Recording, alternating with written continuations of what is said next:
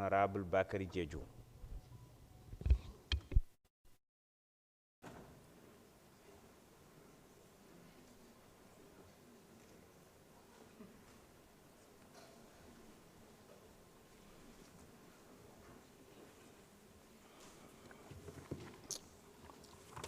Merci, Monsieur le Président.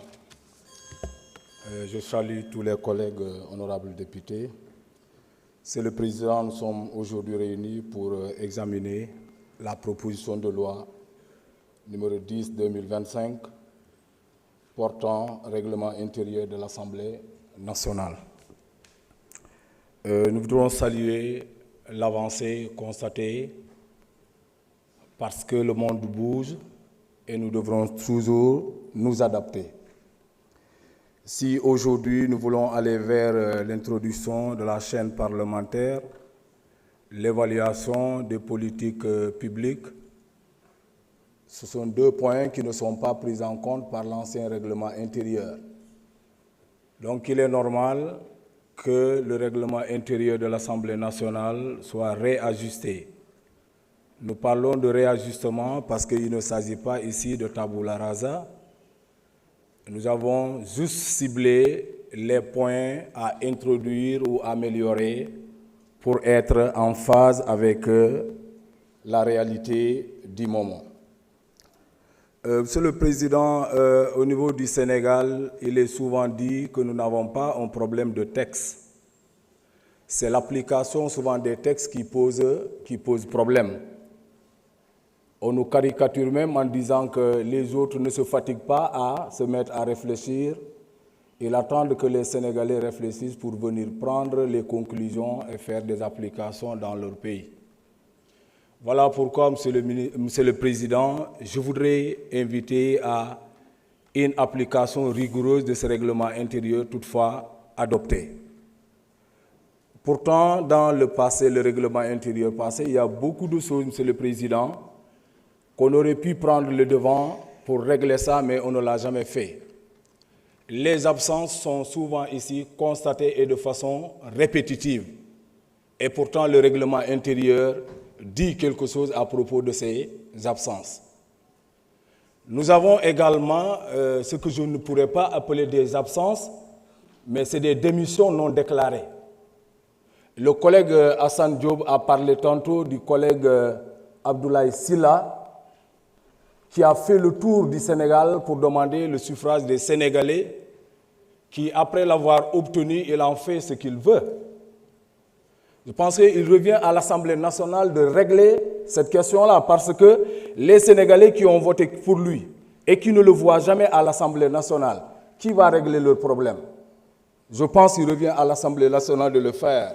C'est prévu, hein, si nous prenons l'article 113, c'est également une reprise des articles 166, 167 du Code électoral.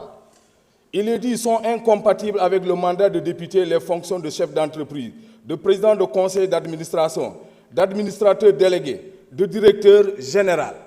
Et lui, il est président-directeur général. Il en fait de son mandat ce qu'il veut et nous constatons cela impuissant. Ça doit cesser.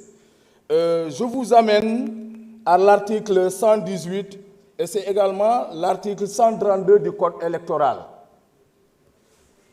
Il est dit, le député qui, lors de son élection, se trouve dans l'un des cas d'incompatibilité visés au présent chapitre, est tenu d'établir dans les 8 jours qui suivent son entrée en fonction qu'il s'est démis de ses fonctions.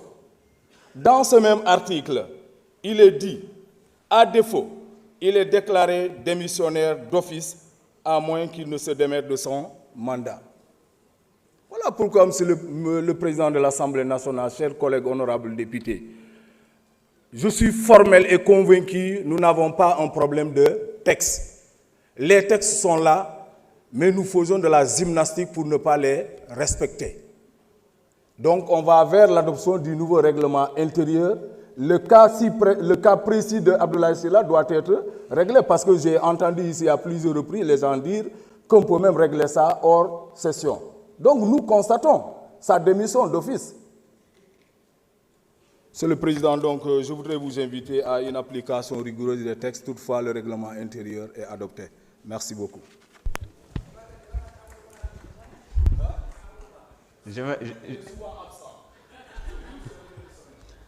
Jërëjëf honorable Bakary. Honorable Ahmadou Lo.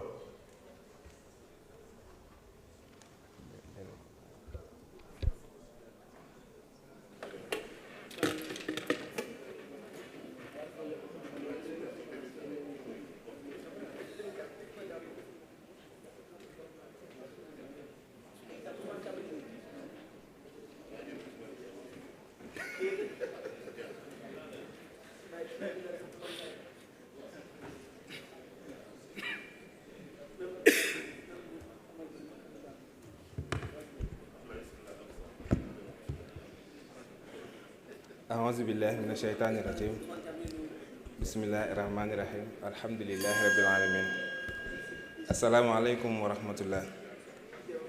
Monsieur le Président de l'Assemblée nationale, chers collègues, je voudrais tout d'abord féliciter Monsieur le Président de l'Assemblée nationale pour la mise en place des commissions chargées de réviser certains textes fondamentaux dans le règlement intérieur.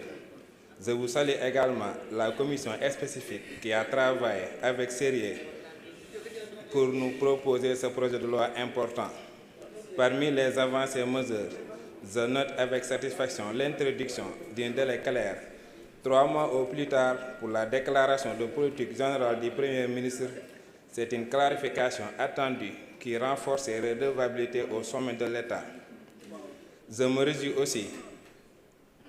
réjouis aussi la création de la scène parlementaire, un outil essentiel de transparence et de rapprochement avec nos concitoyens. De même, l'encadrement renforcé du contrôle et de l'évaluation des politiques publiques marque une évaluation spécifique dans l'exercice de notre mission. Enfin, je salue l'introduction des assistances parlementaires. Toutefois, il me pose la question du mode de recrutement. Il me paraît judiciaire de définir des critères clairs, d'encadrer la processus tout en laissant aux députés libres de son assistance parlementaire pour toute la durée de son mandat. Je vous invite à soutenir ce projet de texte porteur de progrès pour notre institution. Je vous remercie. ngeen baal ma nag si nasaraan yi ndax dañuy faral di wax Sénégal moom boo dee wax nasaraan bu def faute rek daanaka àdduna bu tukki la. wu loolu jàllee ñu jëm ko tënk tuuti ci wolof. ginnaaw bi ñu nuyoo monsieur le président de l'Assemblée nationale di nuyu sunu naataango député yi ñun ñëpp mën nañoo gis ne assemblée bi gis nañ coppite yi fi am loolu nag dañ ci remercier bu baax a baax président de l'Assemblée nationale. ndax coppite yi mën na nekk lu ñu gis mën na nekk lu ñu teg bët kon président de l'Assemblée ñu ngi lay jaajëfal ci taxawaay bi gis nañ tamit commission yi nga xam ne teg nga leen pour ñu gën a jooyantiwaat règlement intérieur bi ndax gis nañ ne règlement intérieur bi